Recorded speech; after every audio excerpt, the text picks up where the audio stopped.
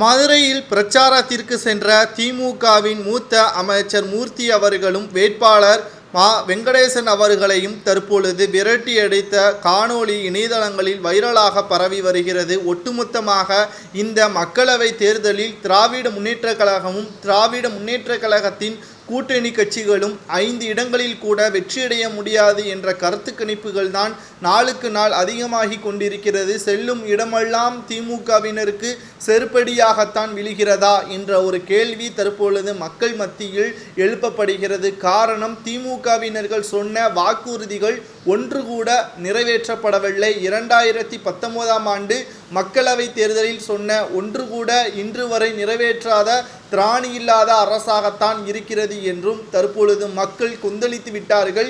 இனி 1000 ரூபாயும் 2000 ரூபாயும் 10,000 ரூபாயும் ஓட்டிற்கு பணம் கொடுத்தாலும் நாங்கள் மசிய மாட்டோம் என்பதற்கேற்ப மதுரை மக்கள் தற்பொழுது தைரியமாக வேட்பாளராக இருந்தாலும் சரி, அமைச்சராக இருந்தாலும் சரி, நீதிக்கு நியாயம் வேண்டும், நீங்கள் சொன்ன வாக்குறுதி என்ன ஆச்சு? 2019ஆம் ஆண்டு வெங்கடேசன் அவர்கள் வெற்றியடைய வைத்தோம், ஆனால் அவர் சொன்ன வாக்குறுதி என்ன?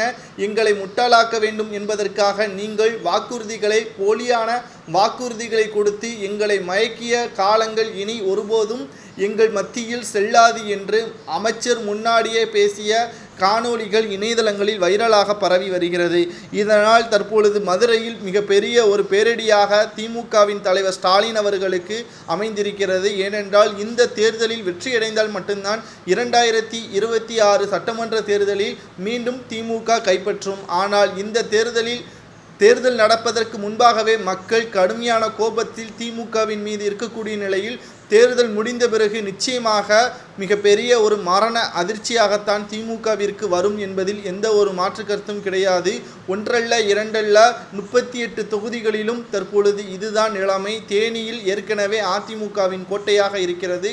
அதே தொகுதியில் மீண்டும் தேனியில் கைப்பற்ற முடியாத காரணத்தினால்தான் தங்க தமிழ்ச்செல்வன் அவர்களே திமுக தேனி தொகுதியில் போட்டியிட வைத்திருக்கிறது. இதற்கு மிக முக்கியமான காரணம் அதிமுகவின் முன்னாள் அமைச்சராக இருந்ததும் முன்னாள் எம்பியாக இருந்ததும் தான் காரணம் என்றும் தற்பொழுது அரசியல் வட்டாரங்களில் பேசப்பட்டு வருகிறது. ஒருபோதும் திராவிட முன்னேற்றக் கழகம் மக்களவை தேர்தலில் வெற்றியடைய முடியாது என்று மக்கள் மத்தியில் பேசும் பொருளாக மாறிவிட்டதன் காரணமாக என்ன செய்வதென்று தெரியாமல் பணப்பட்டுவாடா செய்யலாமா அல்லது வேறு விதத்தில் பிரச்சாரம் செய்யலாமா என்று முதல்வர் ஸ்டாலின் அவர்கள் ஆலோசனை கூட்டத்தை நடத்த உள்ளதாக தகவல்களும் தற்பொழுது வெளியாகி இருக்கிறது.